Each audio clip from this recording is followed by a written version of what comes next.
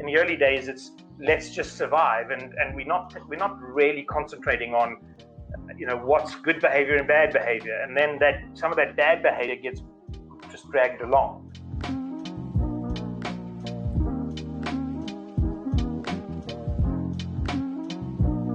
He's the author of 2 books, Culture Decks Decoded, as well as Own Your Culture, How to Define, Embed, and Manage Your Company Culture. Brent, how's it going today? Anthony, really good, thanks, really good. I managed to get a good night's sleep with a 1-year-old and a 3-year-old. That's pretty important, but yeah, good, thanks. I've had a good day.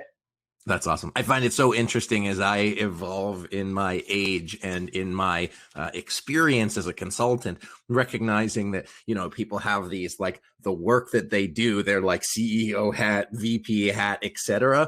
And then at home, they're just easily as exhausted, there's the personal side and the CEO side to life. And I find that very interesting. But tell me more about you, your background, what might people not know about you that they can't read from your website or some of the blogs that you've posted?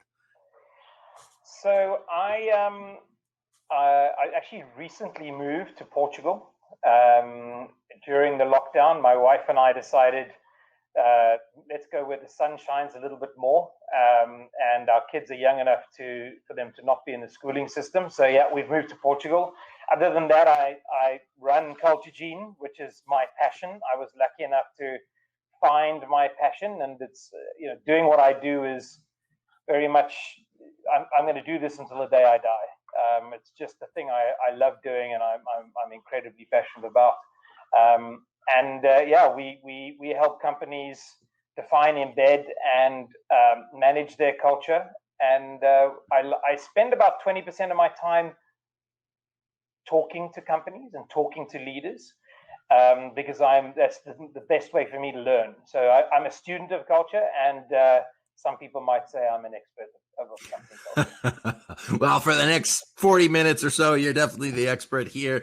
But I'm actually curious about your journey. By the way, if anybody's trying to look him up online, it's Breton, but we'll call him Brent for short, and you can check out his website there. So if we look at the back of your career, or the front end of the career more precisely, it looks like you were involved in a lot of different industries in emerging technologies. So before we get into the sort of the expertise that you have in culture right now, can we speak to, how that learning journey was in the emerging technologies in the early 2000s?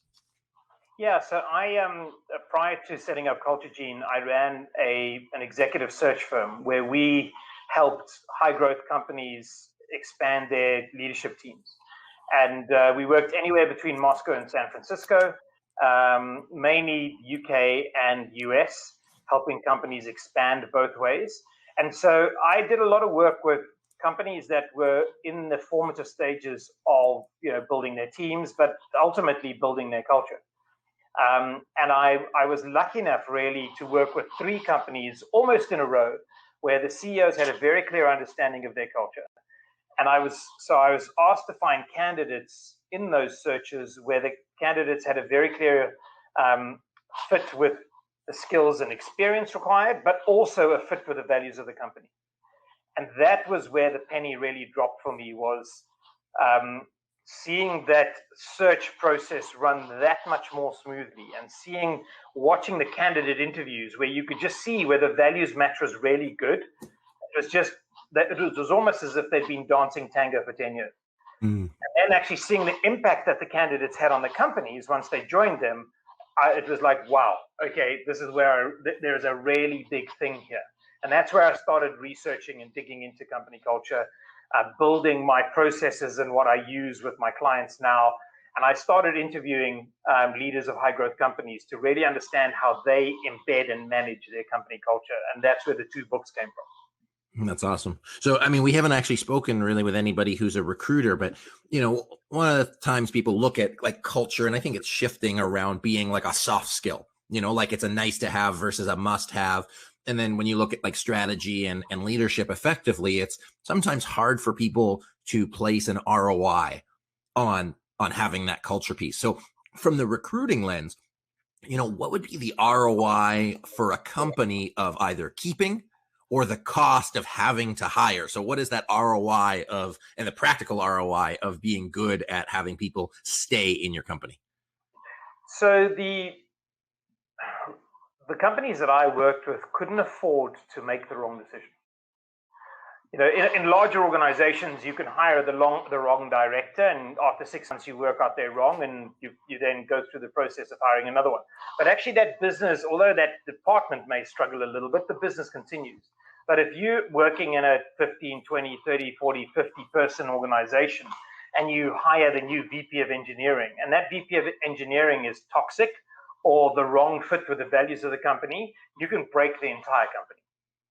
So the ROI in terms of finding the right skills and experience is obvious and clear, but actually finding the right fit with the values means that this person gets your culture and can actually add to your culture, is additive towards your culture, and so can speed things up. Culture essentially is the oil between the cogs of the engine.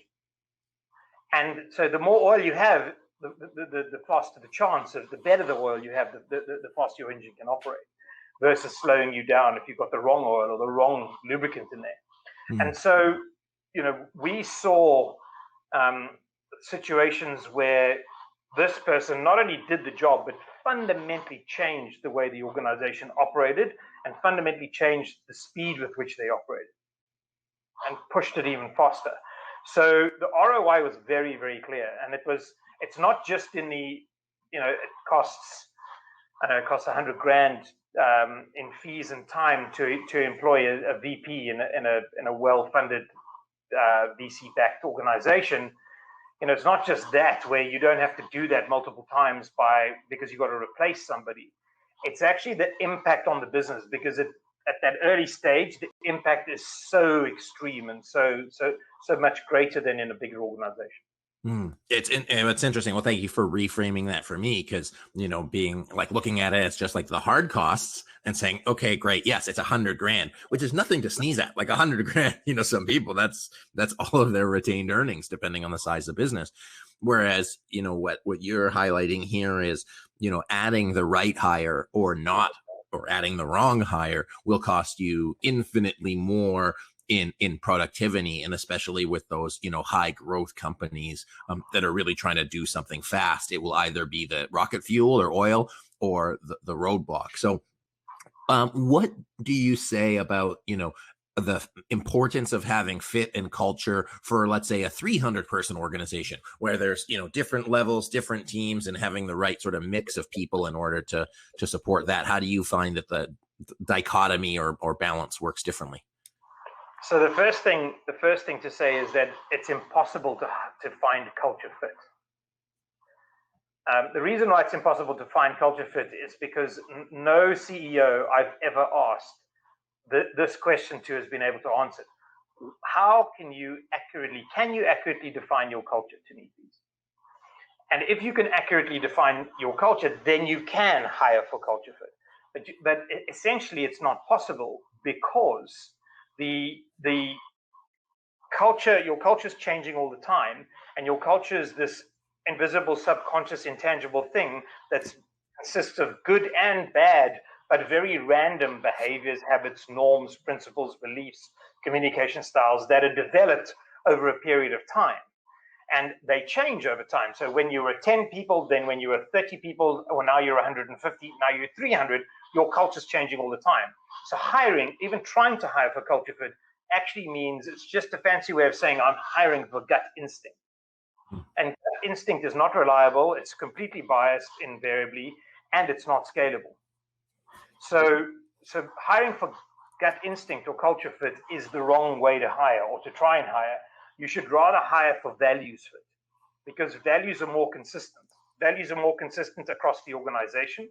Even in a 300 person organization, you will have subcultures forming.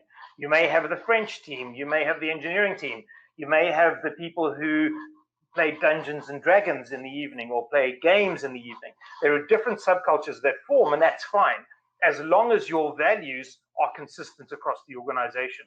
And as long as you are hiring for values fit and recognizing when values are lived, and when you are rewarding when values are lived, then you get this consistency.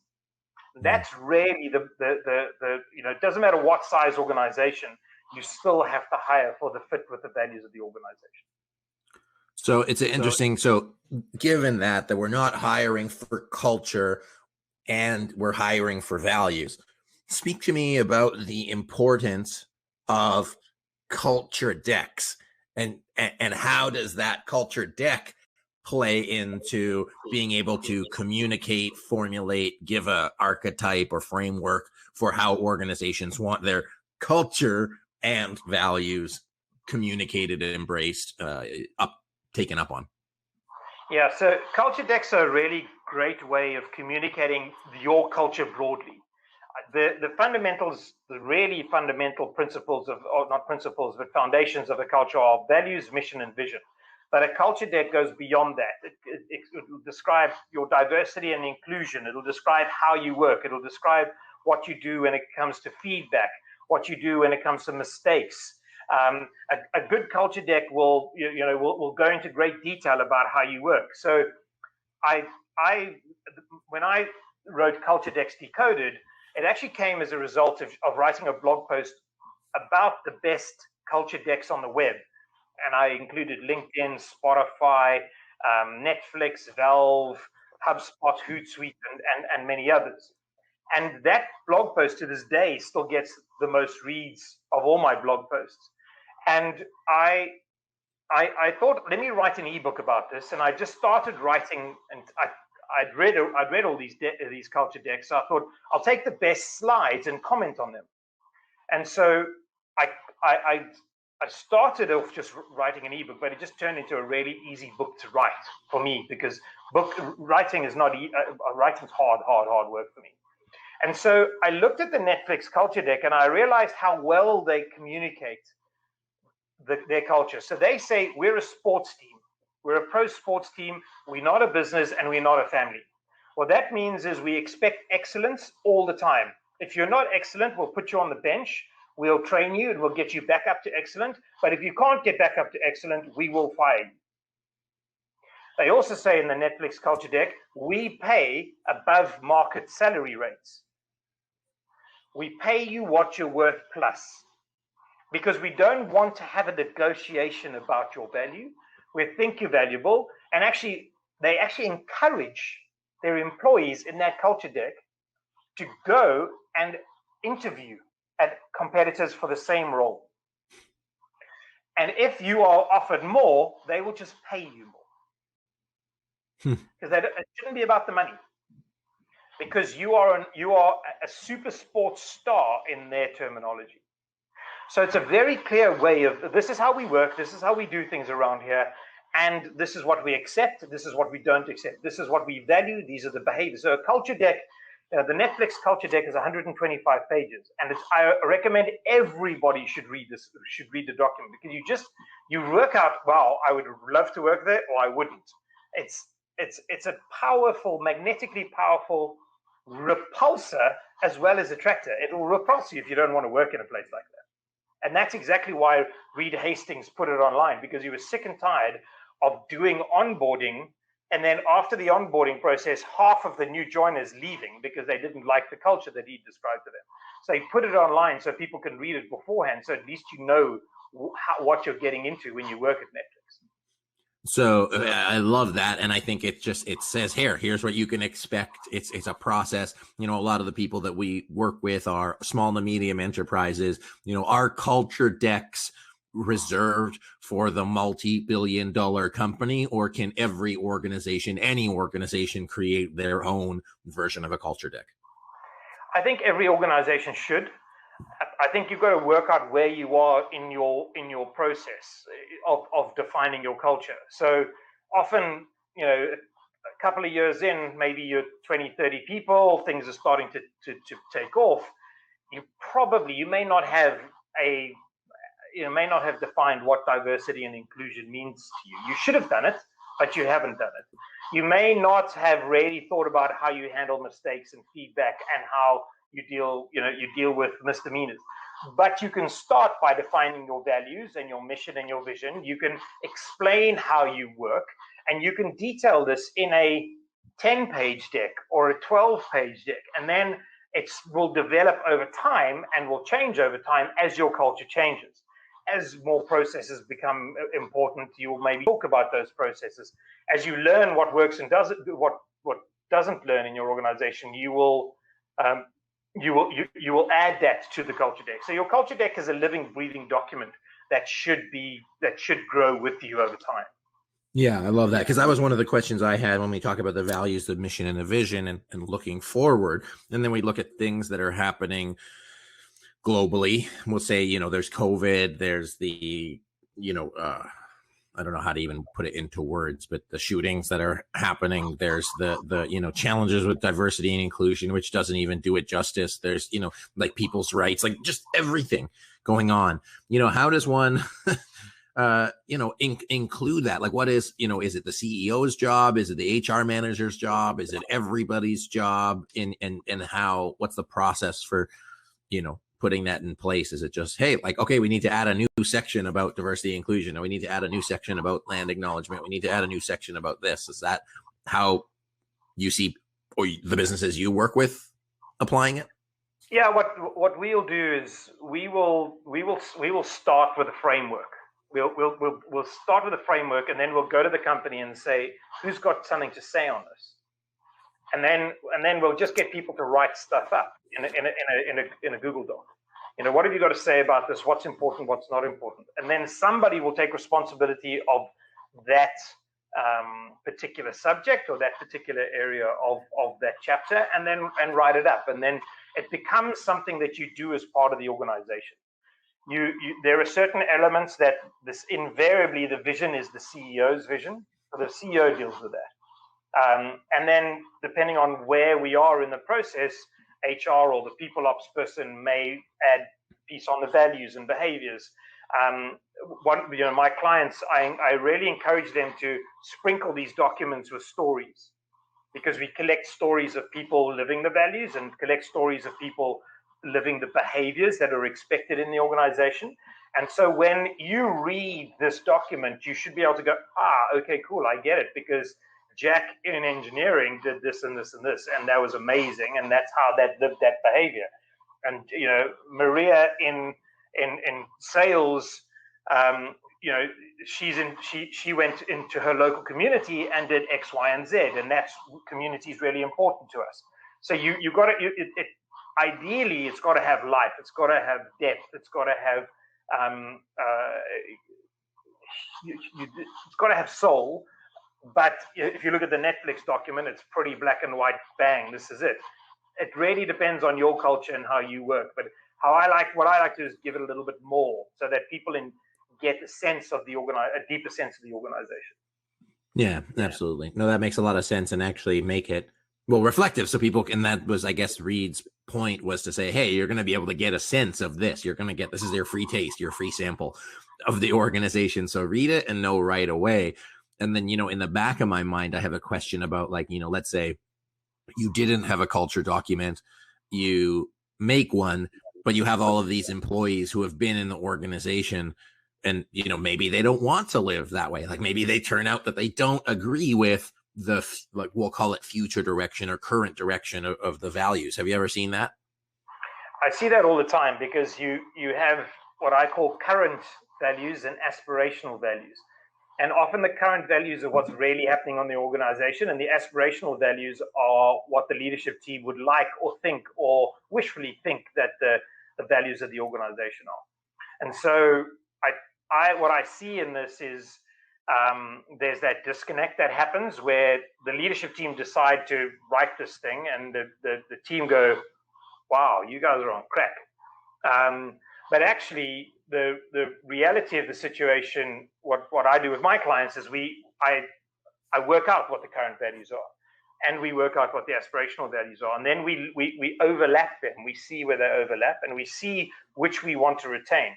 But in the current company values, there are always negative values or behaviors. So there's silo mentality, bottleneck thinking, lack of respect. There are various things that are in the organization, because that develops as part of as the company develops. In the early days, it's let's just survive, and we're not really concentrating on what's good behavior and bad behavior, and then that some of that bad behavior gets just dragged along. And so if you step back and say, okay, your current values have some negative elements to them, and this is how we eliminate those, or we eradicate those, or we put a muzzle on those, then you can start working. But it's, once again, it's including the organization. I don't go to the leadership team and say, what do you, ladies and gentlemen, think the current values are? I go to the organization. I say, tell me what the current values are. Yeah, the folks in there. I just have so many more questions. I want to dig into this, but I also want to ask you something different. But I really like that idea of just looking forward and shaping that and getting to know what's really happening versus what's actually happening. I want to ask you about remote work before I'll just make sure if you have any questions that you want to ask, please put them in the chat. If you're on YouTube, please put them there. And if you haven't had a chance, just like and subscribe so you don't miss any future interviews. We talked about, how things have been, and then looking at how things are going. How have you found the culture in the world of remote work? And I know you have a great sort of paragraph and 10-step process for how to maximize remote work, but how have you found, that shift to remote work impacting the adherence to the values and or, creating a whole new subculture of work? Yeah, so there are two scenarios here. In my book, Own Your Culture, I use Warren Buffett's quote where I say, Warren Buffett's quote is, you only find out who's swimming naked when the tide goes out. And basically if the tide's gone out, and the majority of leaders who didn't invest in their culture,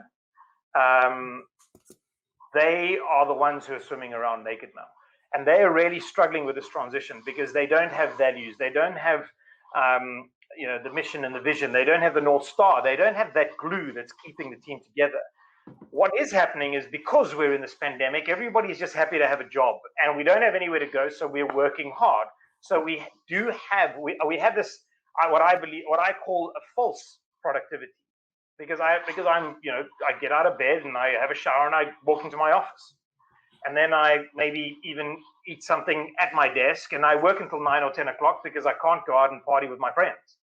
So that there's one element of it. On the other side, you've got companies that are adapting really well to this, and they're positioning themselves ahead of the curve. In other words, they're saying, we are going to be a hybrid work environment, and we're going to build a culture for that hybrid work environment, and we're going to be deliberate about that, which means that we're going to build the remote first working capabilities into our environment.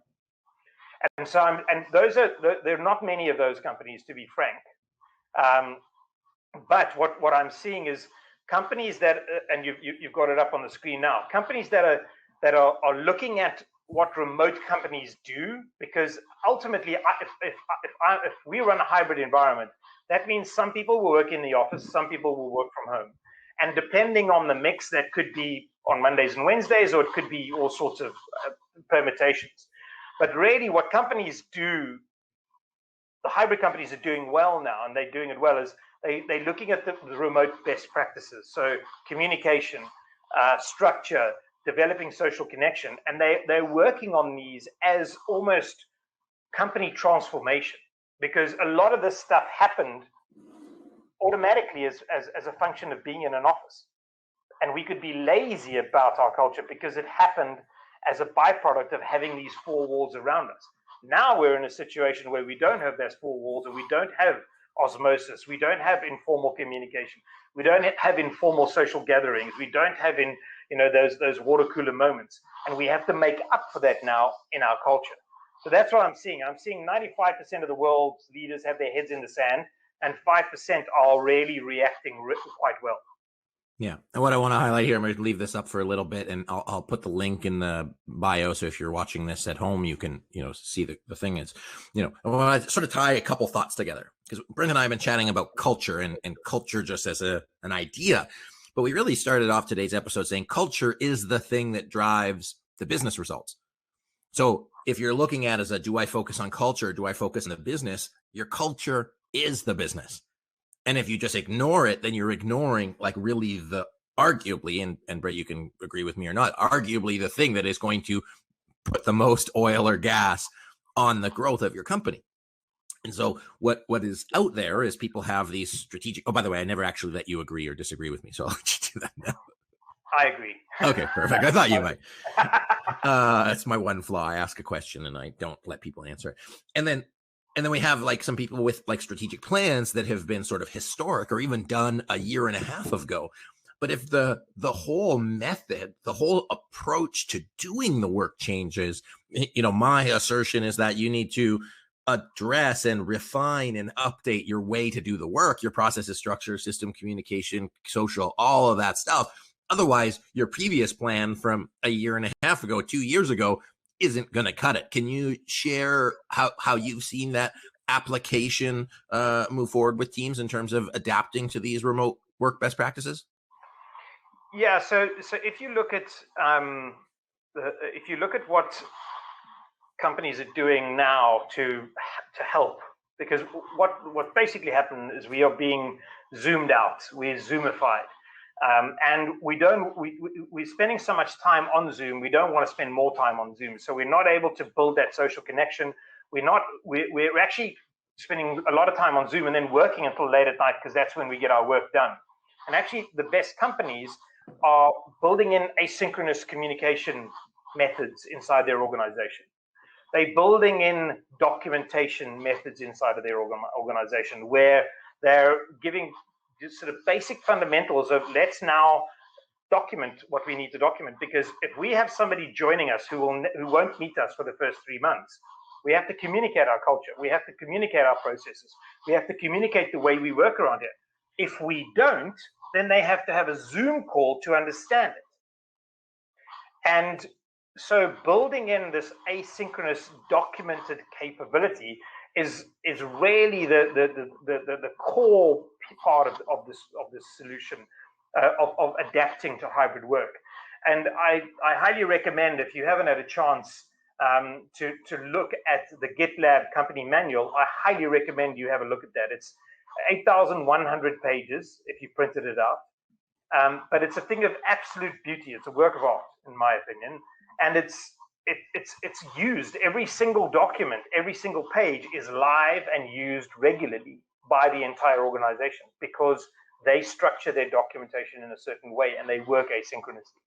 So I think that's really the main area where I'm seeing companies adapting to quite quickly. It's not easy, but companies are adapting. Yeah, and I think it's interesting, the use of not just remote work, but hybrid work. Because some people are still fully in person and some people are still fully remote, and then, planning for now and not just the future. So anything else you wanted to add on that? No, I think the reality is we're not going back to the way it was. There are maybe a handful of companies that will be able to tell their people, come in or you're gone. But ultimately, even Goldman Sachs are going to lose people, because I know people who now have moved internationally because they don't want to live the way they lived pre-COVID. And I just think leaders have to really be thinking about more than hopefully I'll be able to lead the way I used to lead.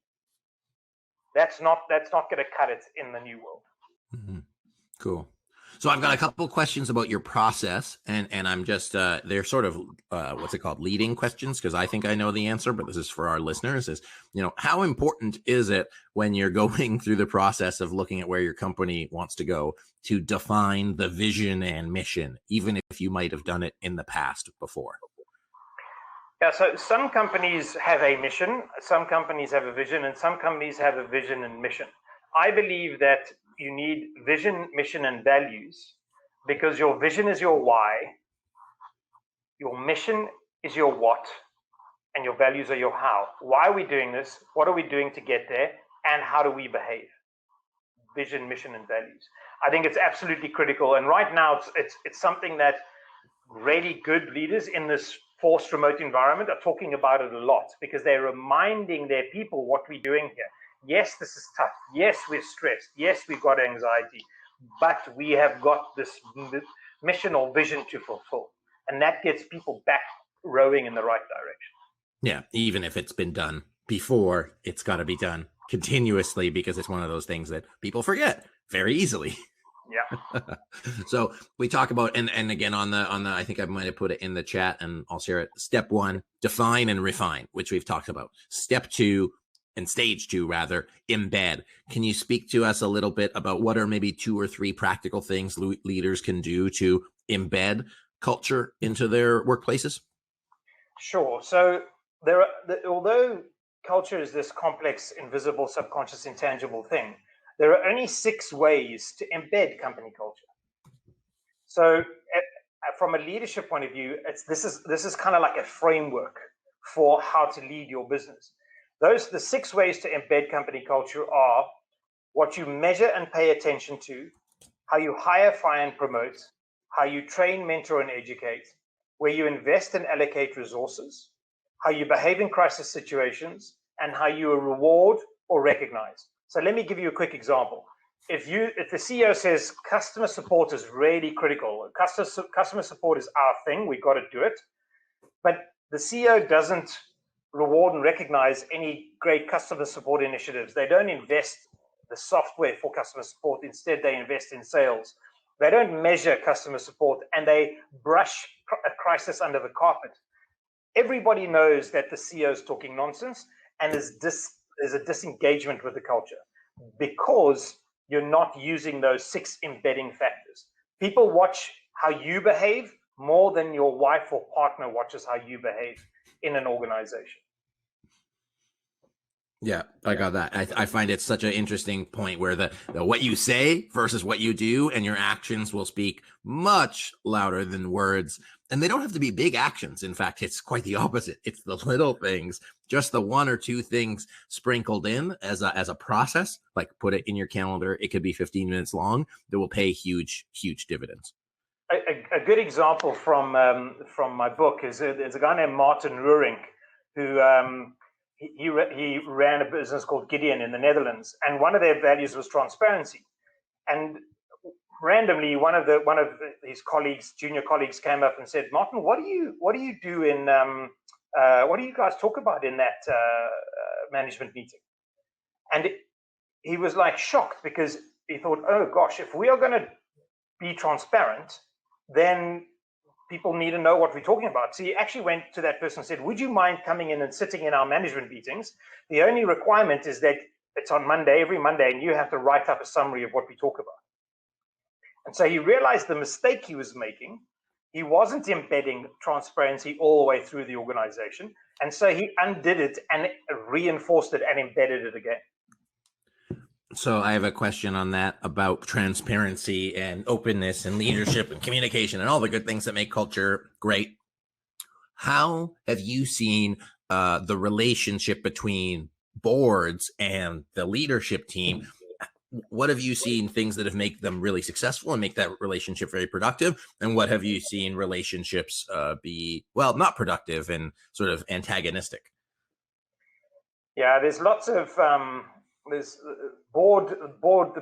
your constituents of your board can result in antagonistic behavior just because you've got different people with different alignment. But what I'm seeing is the best leaders who operate a really strong culture are actually communicating that culture to the board. And they're saying very early on to their early investors and to their follow-on board members, they're saying, we may make short-term decisions that are to the detriment of the business, but they will be hugely valuable to the business over the long term. So we may take an extra 2 months to hire somebody because we are not going to accept somebody who doesn't fit our values. We may take another 3 months, but we know that if we hire the wrong person, it's going to cost us money. And so setting that sort of tone, setting that tone and that standard and that expectation with the board is really critical. Going and saying we're going to live these values at board level. And one of the companies I interviewed is a company called Unbounce. Rick is the CEO, and he shares the values and recognition, employee of the month, et cetera, with the board. So the board knows what's going on with values, with recognition, with reward, with training, from a culture perspective. It's a core piece of the communication that he builds into his board pack.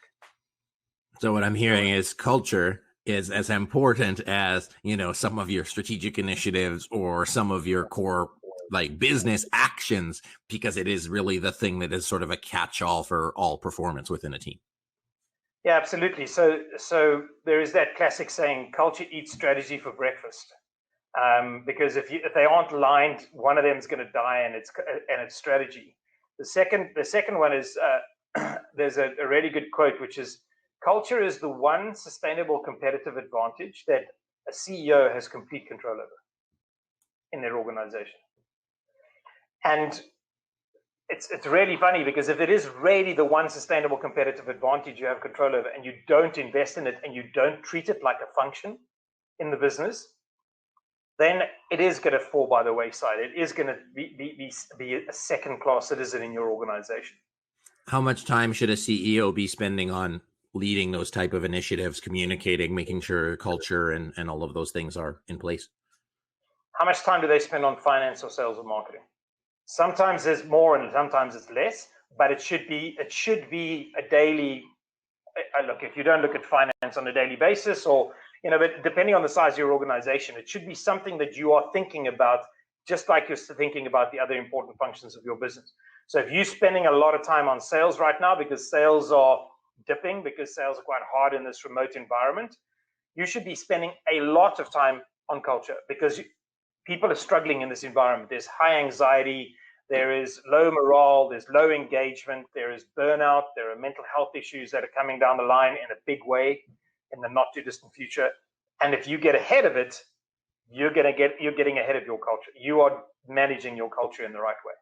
Yeah. And one of the things that's sort of been an undertone to all of this, but you just sort of brought it to the top, is the idea of using culture as a competitive advantage. It's like, it is the thing that it can be uniquely you. Like, everybody can sell a similar product with different features and that, but there's the cumulative effect, like everything melded together.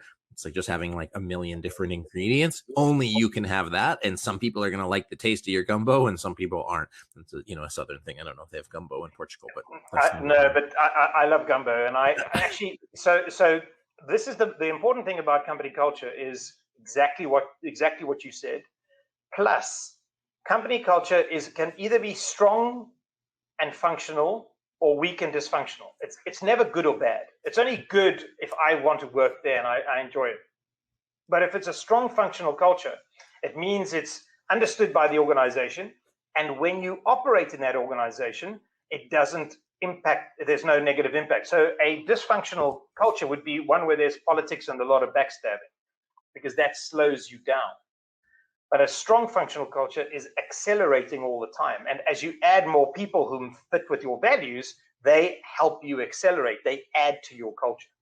Okay, so everybody watching here, I want you to take out a pen and paper. And I just want you to write a 3 or 2-letter word. If I ask you, is your company culture, organization's culture, strong and functional? You put a yes. If it's not, you put a no.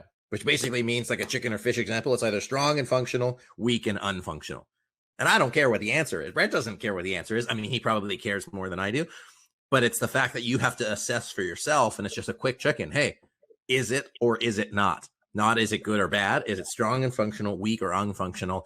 And depending on your answer, and you probably want to also ask your team, is the culture strong and functional? Is the culture weak and unfunctional? This is a segue, but I think it'll be useful. Going about asking your team about culture, what have you seen that like uncover? What of the treasure that has come from talking to your team about culture? So yeah, sorry, go ahead. Yeah, I guess you're processing that one.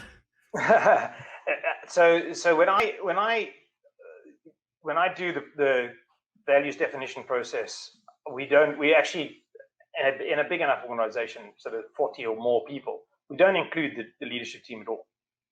We include the team, the rest of the team, and we'll say to them,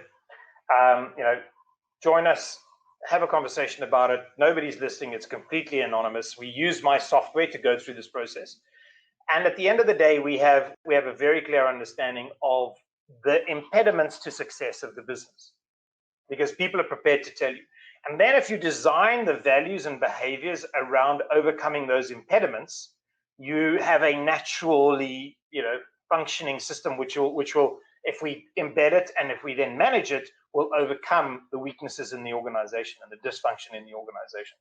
But it's if you can have an open and honest conversation with your team, if there is an open and honest environment, they will actually be telling you already that they're not happy with either this person you've hired or that behavior. Because strong cultures are self-management cultures. They're self-management and they are self-actualizing. So you can fulfill your potential if things go well, and I will manage myself, but I will also manage you if I don't feel that you are living our culture. Yeah. And I love that tool. Like, so from my perspective, the difference between managers and leaders, managers are people that have to just jump in and tweak. And, there's time for management, there's time for leadership. But that's why I believe that having a set culture, having that framework can be so valuable, because there's more of them than there are of you. And that if they embrace it and they buy into it, they will not allow somebody to come in and like ruin the good thing. They will take it upon themselves because it impacts them more than it impacts you as a leader or as a CEO. That gets in the way there. So we're a little bit on time here, but I do want to make sure we get a part, if you can just maybe touch on phase 3 of stage 3 of your model, and then we'll wrap up for today, just to make sure we have the nice little bow on it. Yeah. So what we do here is we basically give the leadership the framework and the tools within which to evaluate themselves and evaluate their teams. So once we've got the culture, the culture embedded into the leadership team, the processes and functions and procedures of the business, we now need to keep it going like that, and we need to keep tweaking it. So we look at engagement, we look at morale, we look at feedback. How much feedback are we giving and getting? How is feedback coming along? And if necessary, we'll do some training around feedback. We'll look at how the leadership team are living the values according to their team members. So we'll score them out of 10 on living the values and behaviors. And we will build this into an ongoing process, whether it's quarterly or biannually. It's got to be at least twice a year, where we're just taking the temperature, and then big analysis twice a year. So there are various elements that we'll put in to make sure that we're measuring, evaluating, tweaking, learning, looking back, and assessing how our culture is changing. So you go from 300 to 600, your culture is changing. What do we need to adapt? Because we've doubled our team. How do we need to adapt? And the leadership team are given a framework within which to deliver on that. Yeah, that's awesome. I think it's a continuous journey, and growing and shrinking or adapting. It's always having that culture front of mind to be able to recognize as a driver of performance. So that's what's happening. So I got one more question from the chat before we finish up here today, Brent. Shauna asks, how do you teach the soft skills that make up culture, collaboration, feedback, communication? You teach by doing.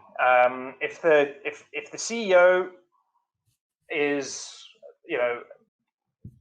behaving in the right way, frankly, and the leadership team are behaving in the right way, then people learn through that behavior. There are elements, so not everybody's good at feedback, so there are different structures, and we've built one of these tools into our software whereby you can request feedback or you can give feedback in a very structured way, which is not insulting or is not gonna impact people negatively. Communication is really just from the top down. If the communication is open and candid and respectful, that's what you will get across the organization. If the collaboration is well documented and is smoothly run at meeting level, at leadership level, it'll filter down. But essentially, your leadership team, everybody's watching their manager, who's watching their manager, who's watching the CEO, to see how I should behave to get ahead in this organization. And so if the CEO is promoting and communicating these needs and demonstrating it, then it trickles down. Yeah. It's I hope that answers your question, Sean. it goes back to you got to do what I do, not do what I say. And if you live it, people will know. And again, the culture deck, I think the culture deck is that secret piece that sometimes feels like work, but it's build it once and have it go around a bunch of times. So if you can put that in place, I think it'll set the guidelines, and then you actually have to back it up with actions. But those two things, I think, will help all organizations not just scale up in the typical business sense, but really put some structure behind their culture and behind what they're hoping to do as leaders. So Brent, anything else that you want to share about that today before we finish up? No, I think we've really had a good conversation. I think if people want to reach out to me, they can email me directly. I'm on brett@culturegene.ai, which is culturegene.ai. As I mentioned to you, I spend 25% of my time just talking to companies, because I'm learning. I'm a student of company culture. I'm on LinkedIn. I'm on Twitter. Reach out to me. My books are on Amazon. Thanks very much for the time, Anthony. It's been a great conversation. I hope the audience has enjoyed it. It's been my pleasure. I know everybody liked it. If you want to give some love to Brett in the chat, that would be excellent. I put Brett's link in the LinkedIn. We'll put his books in the follow-up email that you'll get. Again, be sure to subscribe so you get all of our notifications and sign up for our email list so you don't miss any of that. But today, my guest has been Brett Putter, who is the founder and CEO of CultureGene, author of 2 books, Culture Decks Decoded, which I really love. That I loved all of our part, but that was just so cool. Different perspective on it. And then also newest book, Own Your Culture, How to Define, Embed, and Manage Your Company Culture. Brett, thank you so much for joining us today. It's been such a blast, and it's been a really refreshing take on how to sort of operationalize culture, not from this thing at 30,000 feet, but really like as a key driver to business performance and leader performance. So thanks for joining us today. Pleasure.